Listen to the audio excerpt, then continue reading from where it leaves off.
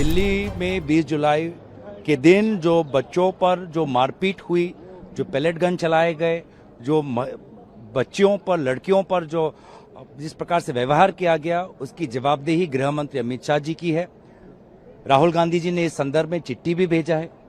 और बात सिर्फ दिल्ली की नहीं, आज भी देश के अलग अलग कोने में, अलग अलग राज्यों में, वहां की जहां जहां बीजेपी की सरकार है, वहां की पुलिस बच्चों पर जाकर, उनके घरों में जाकर वहां उनको तहकीकात करने की कोशिश कर रही है, अरेस्ट कर रही है, एफआईआर डाल रही है, डराने या धमकाने की बात कर रही है। देखिए, हम बयान चाहते हैं, हम आशा करते हैं कि ये बार बार सरकार कहती है लोकतंत्र का मंदिर, लोकतंत्र का मंदिर मतलब जिम्मेवारी यहाँ पे होनी चाहिए।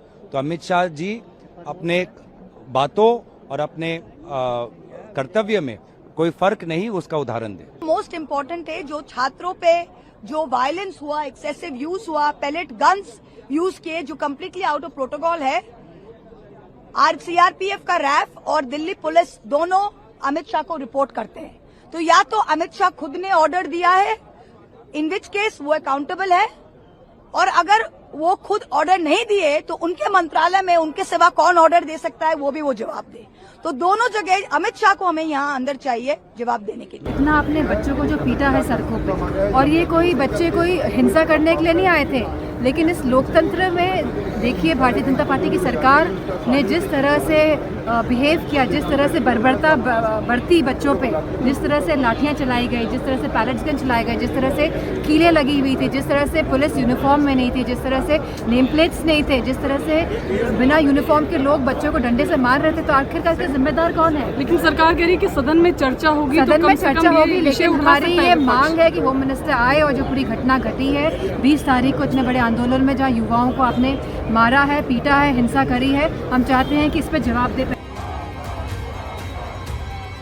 विपक्ष चर्चा के लिए जरूर तैयार हो गया है, लेकिन जिस तरह से वो अमित शाह पर हमलावर है, उससे ये आशंका पैदा हो रही है कि चर्चा के दौरान अमित शाह जब अपनी बात रखेंगे तो विपक्ष बवाल कर सकता है। इसीलिए सरकार ने पहले ही विपक्ष के तेवर भांप लिए हैं।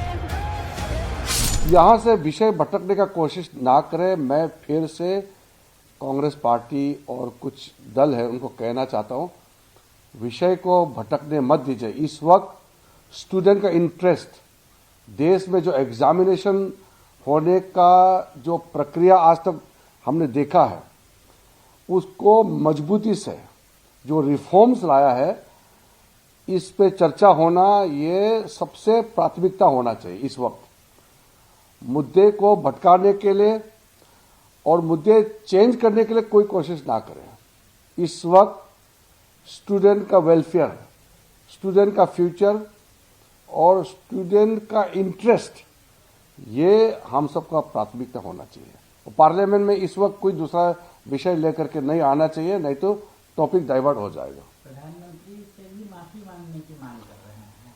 अलग अलग ये जो बहाना बना रहे हैं वो बिल्कुल ठीक नहीं है। हम बिल्कुल फोकस्ड है कि स्टूडेंट का इंटरेस्ट के लिए जो बिल लाया है, ये जो बिल है इसको पारित करना हमारा प्राथमिकता है। आज कांग्रेस को सदन के अंदर सरकार को घेरना है। वहीं कांग्रेस जो अब तक अमित शाह का इस्तीफा मांगने पर अड़ी थी, आज उनसे दिल्ली का पूरा बयान सुनेगी। यही विपक्ष पहले शाह के बयान पर अड़ा हुआ था। राहुल गांधी तो शाह का इस्तीफा तक मांग बैठे थे, लेकिन सरकार की तैयारी देखी तो दोबारा धर्मेंद्र प्रधान पर हमलावर हो गए।